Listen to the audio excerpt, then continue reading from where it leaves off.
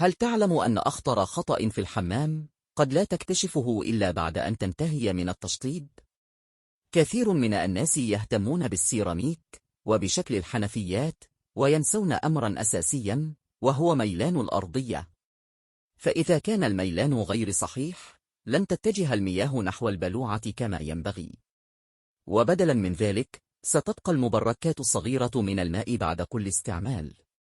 والصدمة: مع مرور الوقت قد تسبب هذه المشكلة رطوبة وانزلاقا، وقد تساعد على ظهور العفن والروائح الغير المرغوب فيها. والأسوأ من ذلك أن إصلاح الميلان بعد تركيب السيراميك يعني غالبا تكسير الأرضية وإعادة العمل من جديد.